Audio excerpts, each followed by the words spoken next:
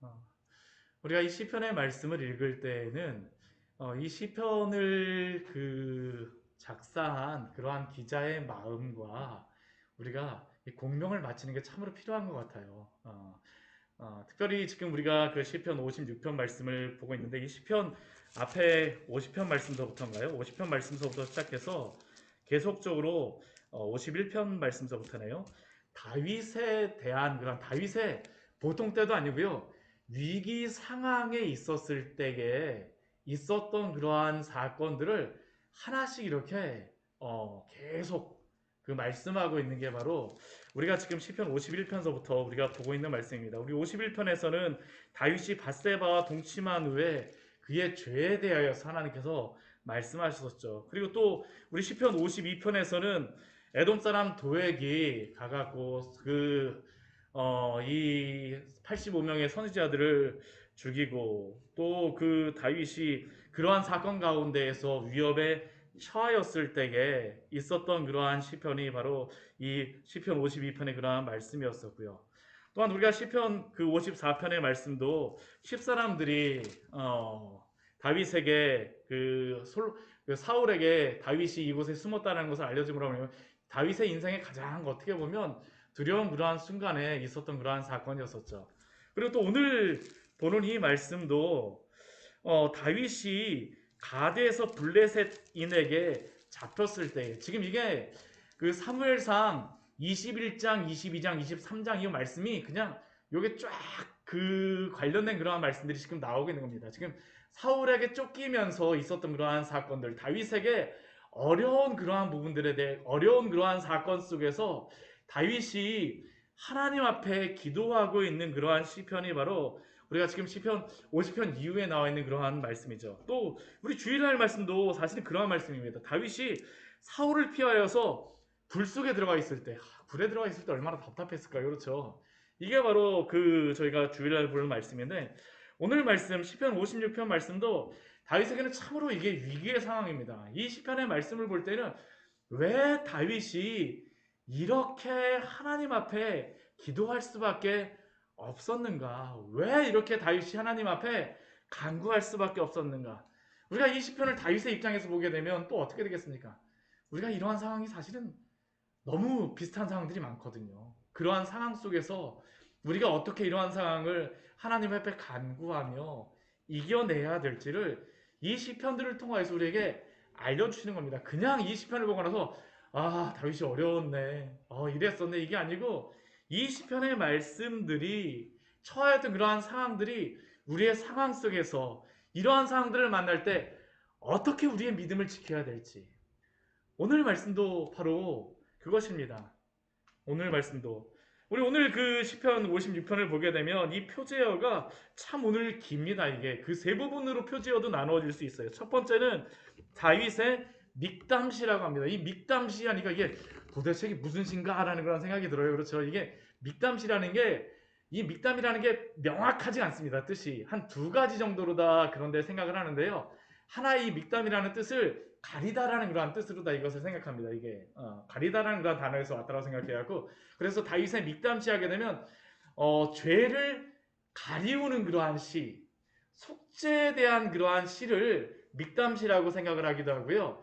또 이 믹담이라고 하는 이 단어 가운데 또 뭐가 있냐면 이게 황금이라는 단어로부터 이게 금으로부터 나왔다라고 생각하기도 합니다. 그래서 이게 다윗의 황금과 같은 시, 황금과 같이 마음에 새겨야 될 시라고 이것을 해석하기도 합니다.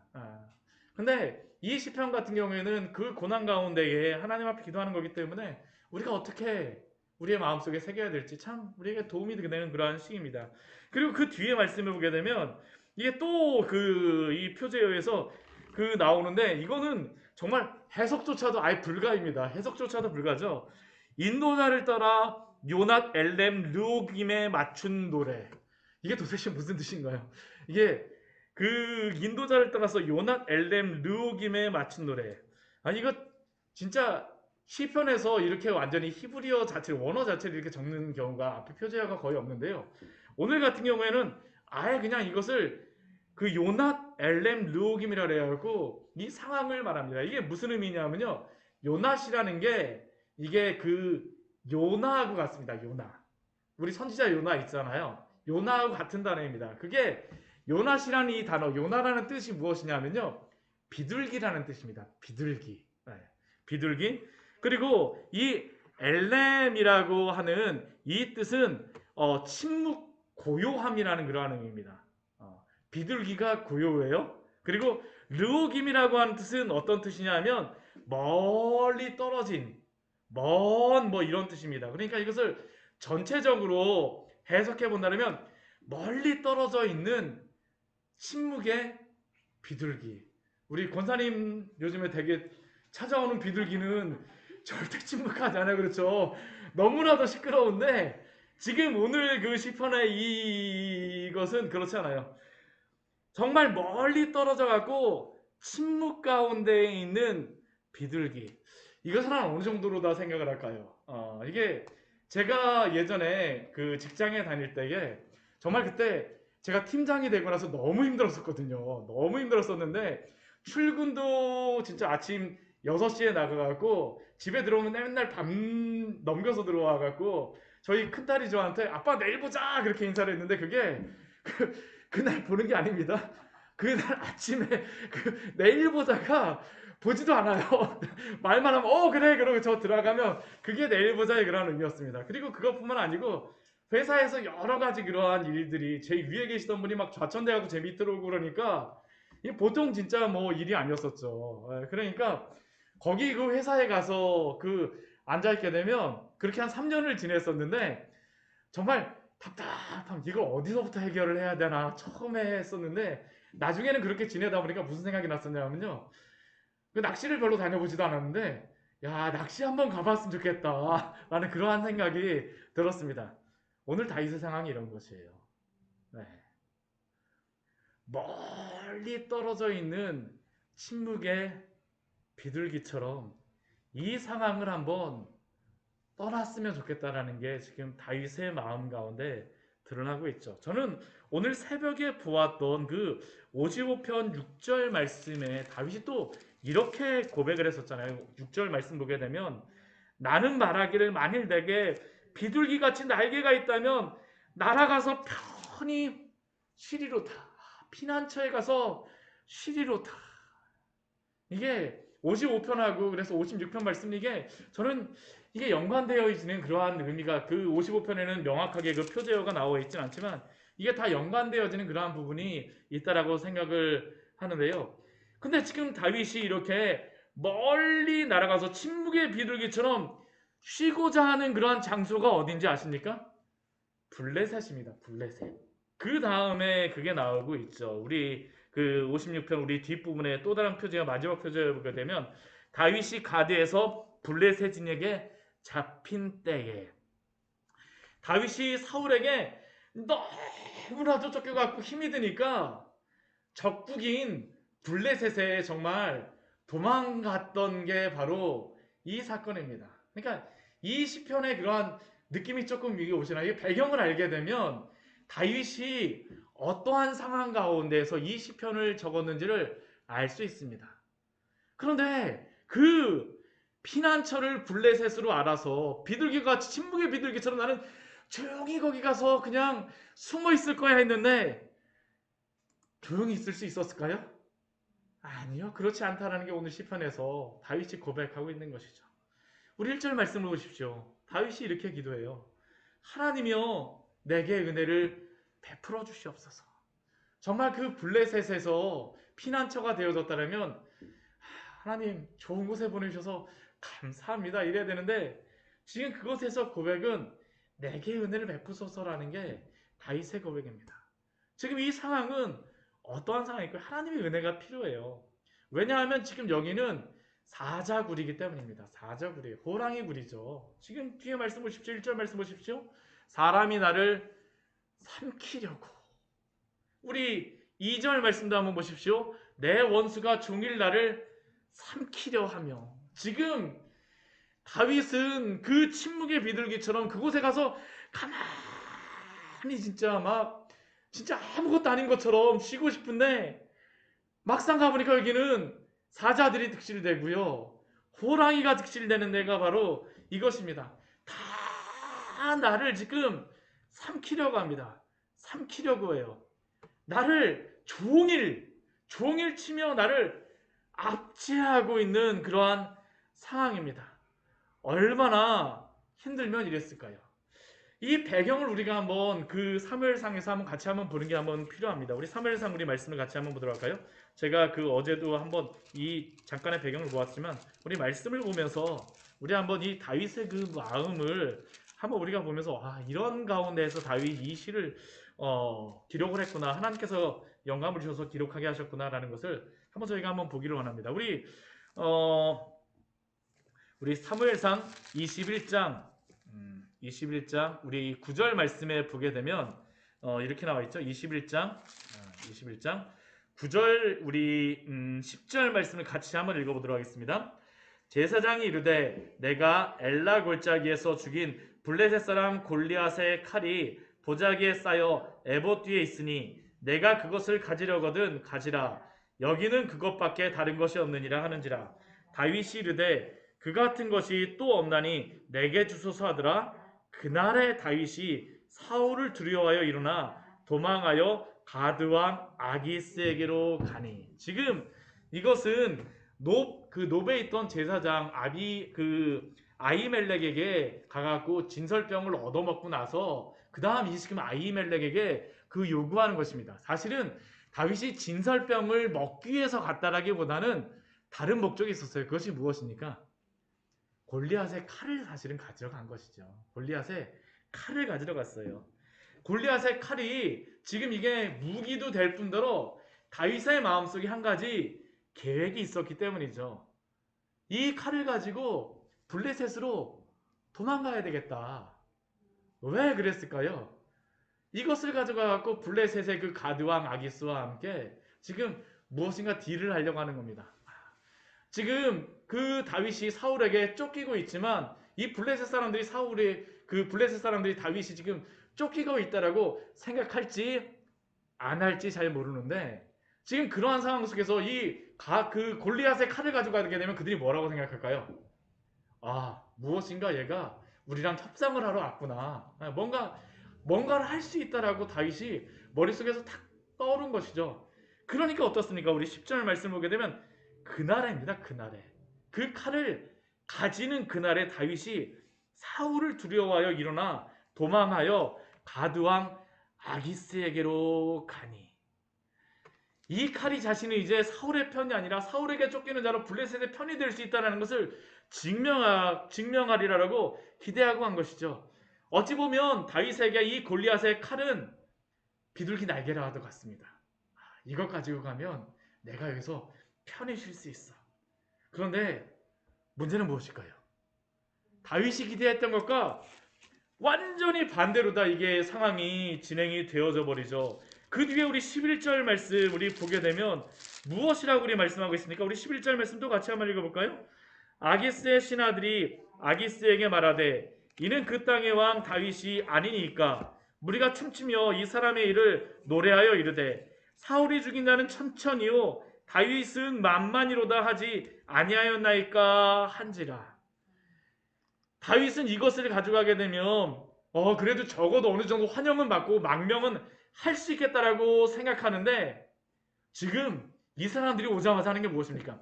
이는 그 땅의 왕 다윗이 아니니까. 다윗은 지금 그 사울 왕에게 쫓기고 있는 죄수인데 어떻게 보면 지금 왕이라고 이 사람들은 이야기합니다. 왕이라고 이야기해요. 그 옆에서 그리고 노래까지 부르죠. 뭐라고 노래 부르니까 사울이 죽인 자는 천천히요 다윗이 죽인 자는 만만이로다. 왜 이렇게 아기스의 신하들이 이렇게 노래하면서 이렇게 말할까요? 이들은 지금 골리앗을 죽인 다윗을 믿지 못하는 것이죠. 또한 미워하고 있습니다. 원수로 여기고 지금 이참에 다윗을 어떻게 하고자 하는 것일까요? 죽이겠다라는 것이 바로 이 사람들의 목적이죠. 그러니까 이렇게 노래하는 겁니다. 이러한 상황 속에서 다윗이 어떻게 될까요? 간절할 수밖에 없죠. 기도가 하나님이여 내게 은혜를 베풀어 주십시오. 내게 은혜를 베풀어 주십시오. 내가 지금 사자굴 속에 있지 않습니까? 나를 지금 삼키려고 하지 않습니까? 어떻게 제가 합니까? 이들이 종일 나를 압제하고 나를 삼키려 하는데 어찌합니까? 어찌합니까? 라는 게 바로 이 다윗의 고백입니다. 진짜 바람 앞에 촛불과 같은 상황이죠. 우리도 때때로 이러한 상황을 만날 때도 있지 않습니까? 우리 인생 가운데에 살다 보면 이러지도 못하고 앞으로 가자니 진짜 갈 길이 없고 뒤로 가자니 낭떠러지가 있는 그러한 상황, 이러지도 못하고 저러지도 못하는 그러한 상황. 그런데 이러한 상황 속에서 다윗이 우리에게 알려주는 한 가지의 중요한 그러한 것이 있습니다. 그게 무엇일까요? 우리 3절 말씀 같이 한번 읽어보도록 할까요? 내가 두려워하는 날에는 내가 주를 의지하리이다. 내가 두려워하는 날에는 내가 주를 의지하리이다.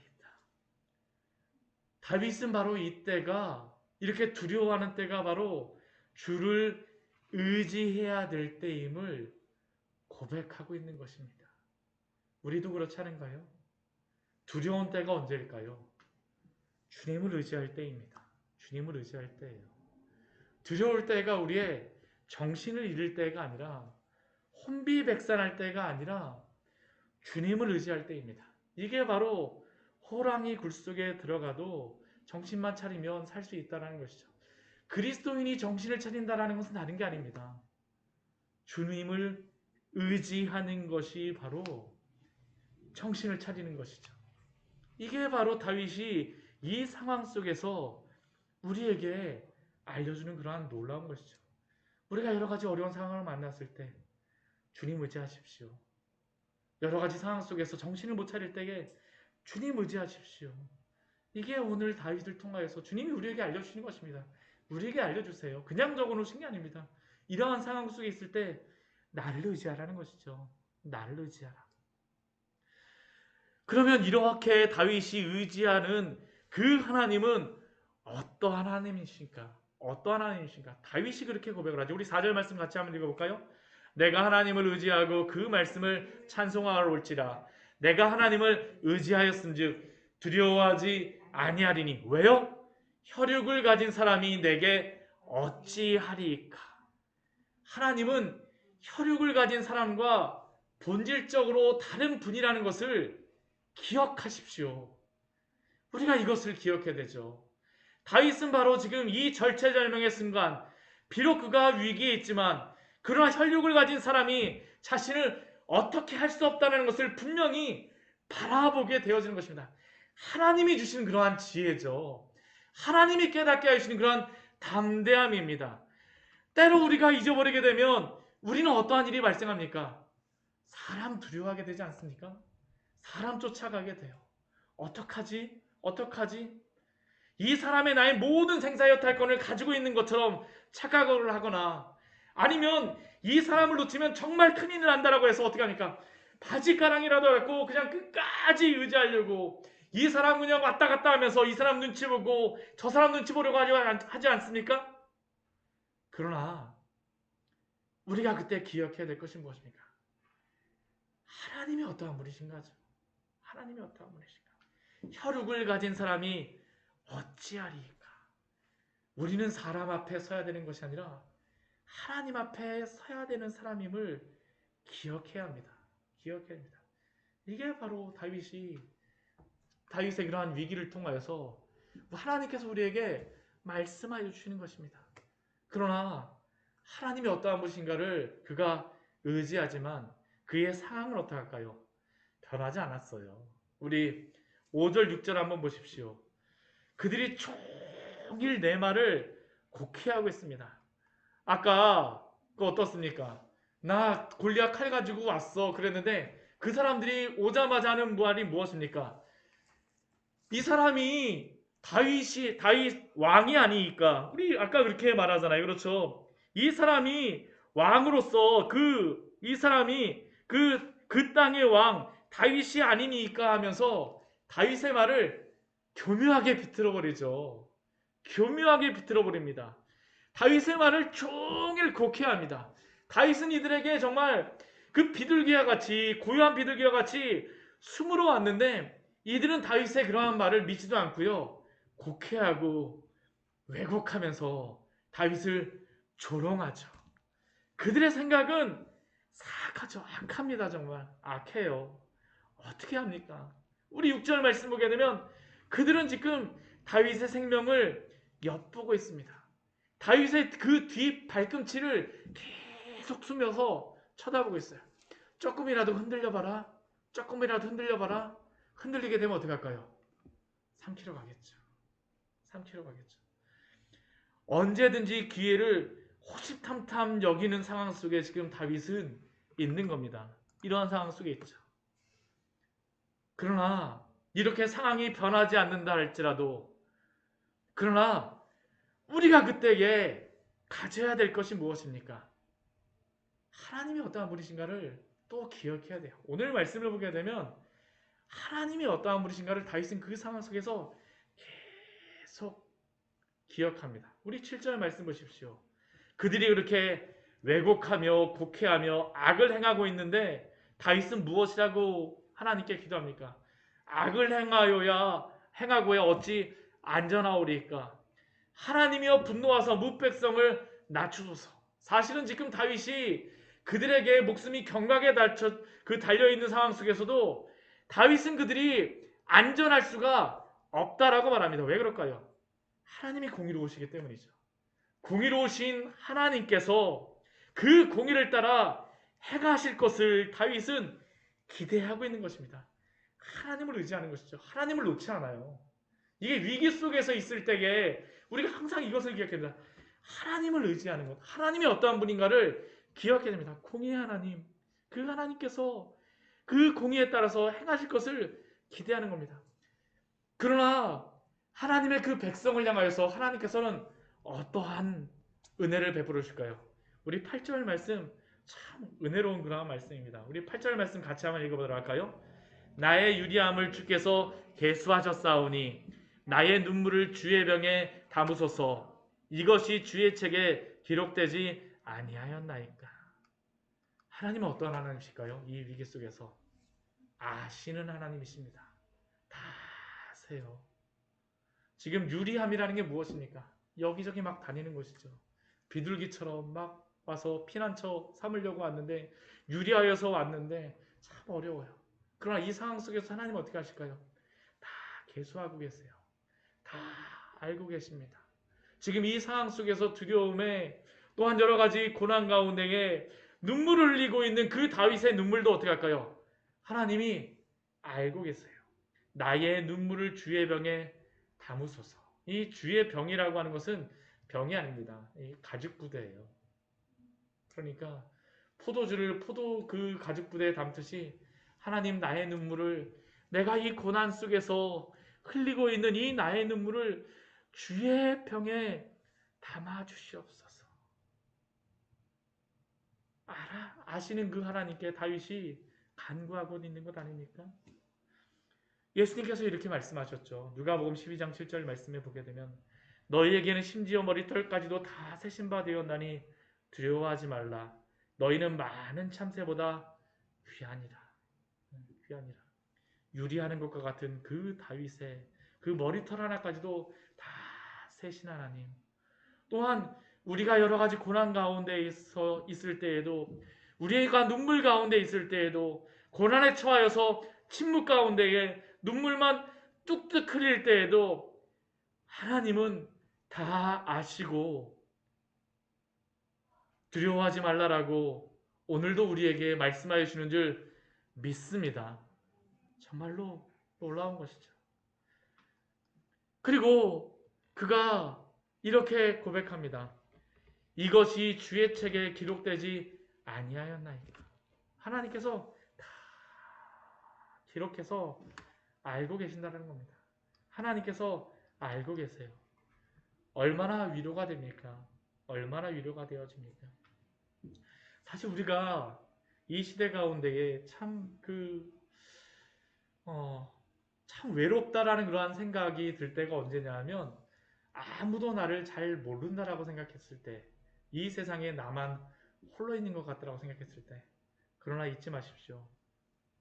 하나님께서 우리를 알고 계시고 하나님께서 우리의 그러한 모든 눈물도 다 병에 담으시고 주의 책에 기록하시는 그 하나님이심을 기억하십시오. 하나님이 우리의 위로가 되어주시는 것이죠. 우리 9절 말씀 보게 되면 그 다윗이 무엇이라고 고백합니까? 이렇게 하나님을 의지하며 아뢰는 날에, 우리 9절 말씀 같이 한번 읽겠습니다. 내가 아뢰는 날에 내 원수들이 물러가려니 이것으로 하나님이 내 편이심을 내가 아나이다. 하나님이 내 편이시란 것이죠. 다윗에게 편이 한 명도 없는 것 같은 때에 그 블레셋의 그 사람 가운데에서도 누가 편이 되어주셨다는 겁니까? 하나님이 편이 되어주셨다는 것이에요. 하나님이 편이 되어주셨다는 것입니다. 하나님이 편이 되어주셔서 어떻게 다윗을 구원하십니까? 우리 그것이 사무엘상 우리 21장 그 뒤에 부분에 나와 있죠. 우리 같이 한번 말씀 한번 보도록 할까요? 참 이것도 은혜였습니다. 어떻게 이런 일이 있을 수 있을까? 지금 이 상황 속에서 다윗은 정말 살아날 수 있는 방법이 이만큼도 없습니다. 이만큼도 없어요. 그런데 한번 말씀을 한번 보십시오. 우리 12절 말씀, 우리 13절 말씀 우리 먼저 같이 한번 읽어보도록 할까요? 사무엘상 21장 12절과 13절 말씀입니다. 같이 읽겠습니다.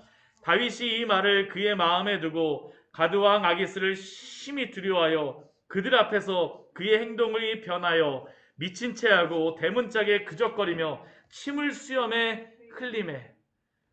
이렇게 다윗이 행동할 때에 다윗의 마음이 어땠을까요? 지금 이게 가드왕 그 아기스를 너무나 두려워하면서 지금 이렇게 하는 것이죠. 아까 그 노래를 딱 들으면서 내가 다윗이라는 것을 알리면 여기서 목숨을 내가 부지할 수 없겠구나라는 것을 알게 된 것입니다. 그러자 그가 택한 방법은 다윗이 아닌 것처럼 하는 거예요. 그 아닌 것처럼 하는 방법이 무엇입니까? 미친 채 하는 것이죠. 미친 채. 대문짝에 그적거리고 막 그냥 그적거린다는 게 무엇입니까? 이 개가 문에 갖고 막 이렇게 그적거리는 거 그런 겁니다. 막 이렇게 그적거리고 또 그 행동이 어떻습니까? 침을 수염에 흘림에. 사실 다윗이 이렇게 행동한다 그래갖고 이 사람들이 믿어줄까 안 믿어줄까는 사실 이건 다른 문제잖아요. 그렇죠? 저는 제가 이렇게 하는 거는 할 수 있다라고 치는데 내가 이렇게 해갖고 이 사람들이 어떻게 할까? 이 사람들이 정말 믿어줄까라고 생각했는데 저는 사실은 그거 자체에 대한 믿음이 사실은 별로 없었을 것 같아요. 이 사람들이 믿어줄까? 근데 오늘 말씀을 보십시오. 놀라운 일이 벌어집니다. 우리 14절과 15절 말씀, 우리 사무엘상 우리 21장 14절 15절 말씀 같이 한번 읽어볼까요? 아기스가 그의 신하에게 이르되 너희도 보거니와 이 사람이 미치광이로다. 어찌하여 그를 내게로 데려왔느냐? 내게 미치광이가 부족하여서 너희가 이 자를 데려다가 내 앞에 미친 짓을 하게 하느냐? 이 자가 어찌 내 집에 들어오겠느냐 하니라. 아멘. 지금 딱 한 명만 속아 넘어가면 돼요. 딱 한 명만요. 그 사람은 누구입니까? 아기스죠. 근데 오늘 말씀 보십시오. 하나님께서 다른 사람들은 아무도 속아 넘어가지 않아요. 딱 한 명만 속아 넘어갑니다. 아기스 왕이 속아 넘어가신 것이죠. 나머지 사람들이 모두 다윗을 모함한다 할지라도 아기스 한 사람만 다윗이 미쳤다는 것을 믿으면 되는데 놀랍게도 아기스 왕은 다윗의 그 연극을 믿습니다. 사실 이것은 하나님이 믿게 하신 것이죠. 저는 이 말씀을 보면 이게 굉장히 심각한 건데도 갑자기 웃음이 나왔어요. 아니 내게 미치광이가 부족하여서 너희가 이 자를 데려다가 내 앞에서 미친 짓을 하게 하느냐? 얼마나 이 아기스가 이것을 황당무계하게 여겼으면 이렇게 말하겠습니다. 하나님께서 아기스의 그러한 총명함을 막아버리신 것이죠. 막아버리신 것입니다. 오늘 새벽에 보았던 셀라 하만 곳의 위기, 지금 이 위기 속에서 하나님 그 위기와 같은 그러한 상황 속에서 하나님이 보이시는 그런 한 가지가 있습니다. 그게 무엇입니까? 하나님만이 참된 구원이시며 하나님을 의지하는 자를 하나님이 구원하시고 생명을 주신다라는 그러한 사실입니다. 오늘 말씀은 철저하게 이것을 보여주는 말씀입니다. 오늘 시편의 말씀에서 반복처럼 나오는 그러한 구정구가 있습니다. 어떤 말씀이냐면 3절과 4절의 말씀하고 우리 10절과 11절의 말씀입니다. 약간 다르긴 하지만 거의 동일한 말씀이 계속 반복되죠. 내가 두려워하는 날에는 내가 주를 의지하리이다. 우리 10절 말씀 보게 되면 내가 하나님을 의지하여 그의 말씀을 찬송하며 여호와를 의지하여 그의 말씀을 찬송하리이다. 내가 하나님을 의지하였은즉 두려워하지 아니하리니. 우리 4절 말씀 보십시오. 내가 하나님을 의지하여 그 말씀을 찬송하였을지라 내가 하나님을 의지하였은즉 두려워하지 아니하리니. 조금 약간만 달라지지만 거의 동일하죠. 근데 그 뒤에 말씀 어떻습니까? 혈육을 가진 사람이 내게 어찌하리까? 우리 11절 말씀 뒤에 보면 어떻습니까? 사람이 내게 어찌하리까? 오늘 이것을 다윗에게 깨닫게 하신 것입니다. 깨닫게 하신 것이에요. 왜 다윗이 이러한 상황 속에 처하게 됐을까요? 오늘 말씀은요, 철저하게 하나님께서 다윗의 죄에 대해서 보여주세요. 그 죄가 무엇이냐면 하나님을 의지하지 않은 것입니다. 하나님을 의지하지 않은 것이에요. 아까 우리 사무엘상 우리 21장 우리 다시 한번 우리 가볼까요? 다윗의 그 죄가 무엇이었을까요? 다윗의 죄가 무엇이었을까요? 우리 사무엘상 21장 10절 말씀 같이 한번 볼게요. 21장 10절 한번 보도록 하겠습니다. 같이 한번 읽어보겠습니다. 그날에 다윗이 사울을 두려워하여 일어나 도망하여 가드왕 아기스에게로 가니. 원래 이게 다윗이 믿음의 사람이라 그러면 여기 기록되어져야 될 말씀은 무엇일까요? 그날에 다윗이 사울을 두려워하여 일어나 도망하여 하나님에게로 가니 해야 되는데 다윗은 지금 하나님을 의지하지 않아요. 하나님을 찾지 않습니다. 하나님 앞에서 침묵의 비둘기같이 하나님을 피난처로 삼지 않아요. 누구를 피난처로 삼습니까? 가드왕 아기스를 피난처로 삼죠. 왜 가드왕 아기스를 피난처로 삼겠습니까? 그의 마음 깊은 곳에서는 하나님보다 가드왕 아기스가 더 믿을 만한 존재였기 때문이죠. 그런 아기스가 자신에게 더 큰 힘과 더 큰 능력이 되어졌다고 생각하기 때문입니다. 그는 하나님보다 아기스를 더 의지하였죠. 그런데 그 결과가 무엇입니까? 우리 12절 말씀에 우리 같이 한번 볼까요? 우리 21장 12절 우리 같이 한번 읽겠습니다. 다윗이 이 말을 그의 마음에 두고 가드왕 아기스를 심히 두려워하여서 가드왕 아기스에게 갔는데 하나님께서 그곳에서 하신 것이 무엇입니까? 가드왕 아기스를 사울보다 더 두려워하게 하세요. 더 두려워하게 하세요. 그가 블레셋에서 발견한 것은 그곳이 피난처가 아니라 사자굴이라는 사실이죠. 우리는 이러한 착각에 빠지는 때가 있지 않습니까? 세상이 두려워서 하나님을 피난처 삼아 의지해야 되는데 지금 나를 두렵게 하는 그 세상의 어떤 힘보다 더 큰 힘, 나를 보호해 줄 것이라고 생각하는 그 힘을 의지하여서 찾아가고 있지 않습니까? 그런데 오늘 말씀을 통해서 우리에게 보여주는 것은 무엇일까요? 그것은 헛된 도움이라는 것이죠. 헛된 피난처입니다. 철저하게 이것을 통해서 하나님께서는 다윗에게 오직 하나님만이 그가 의지할 자이시라는 것을 알려주십니다. 두려워해야 될 대상은 사울도 아니고 아기스도 아니라 하나님을 두려워함으로 그에게 피하라는 것이 바로 오늘 우리에게 말씀해 주는 것 아닙니까? 우리가 이것을 깨닫게 된다면 세상에 나는 헛된 우상이 아닌 오직 하나님만을 붙들게 될 줄 믿습니다.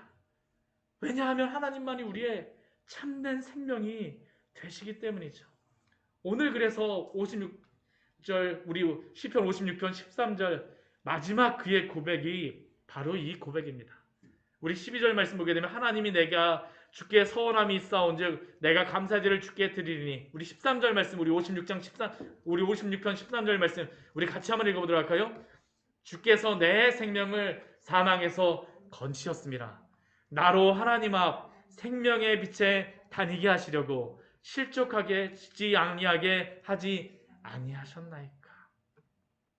하나님이 참된 생명이라는 것을 이것을 통하여서 알려주시는 것입니다. 알려주시는 것이죠. 주께서 내 생명을 사망에서 건지셨습니다. 세상이 그를 주님이 아니면 세상이 그 생명을 건질 수 없음을 그에게 고백하게 하시죠.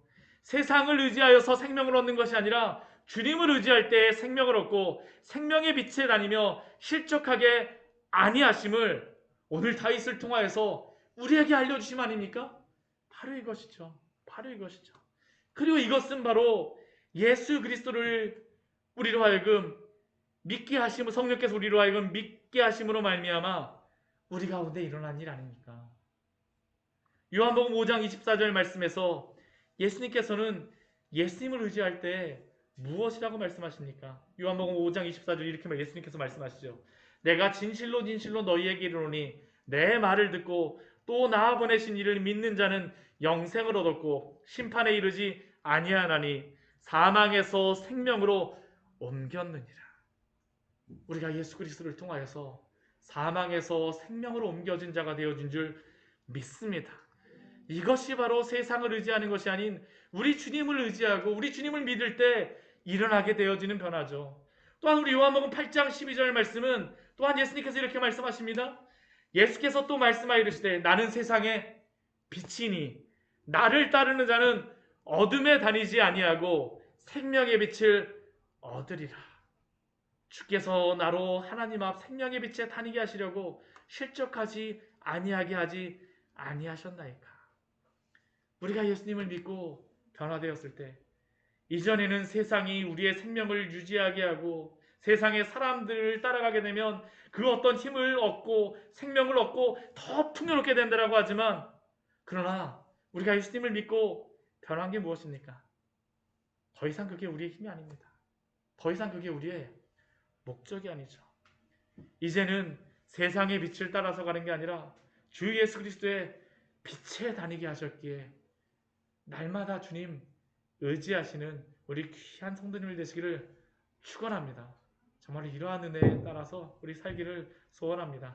우리 같이 기도하도록 하겠습니다. 우리 오늘 말씀 같이 기억하시면서 기도하기로 합니다. 다윗에게 주셨던 이 말씀은 또한 우리에게 주시는 말씀입니다. 다윗이 범죄한 부분이 분명히 있죠. 하나님을 찾아야 되는데 하나님을 찾지 않았어요.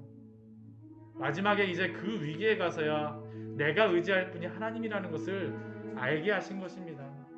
오늘 이 말씀 우리에게 주심은 그 고난 가운데 있지 말라라고 말씀하는 것이죠. 이러한 상황 속에서 하나님 세상 찾지 말게 하여 주시고 먼저 하나님 앞에 서는 자들 될 수 있도록 주여 우리에게 믿음을 더하여 주시옵소서. 또 다른 세상이 두려워 또 다른 세상을 찾아가는 것이 아니라 하나님 찾을 수 있는 그러한 믿음의 눈을, 믿음의 그러한 담대함들을 우리에게 허락하여 주시옵소서. 우리 잠시 같이 주님 앞에 간절히 기도하도록 하겠습니다. 하나님 아버지, 당신 앞에 기도하며 나아갑니다. 하나님, 여러 가지 하나님 세상 속에서 얼마나 많은 것들이 우리 인생 가운데 일어나곤 합니까?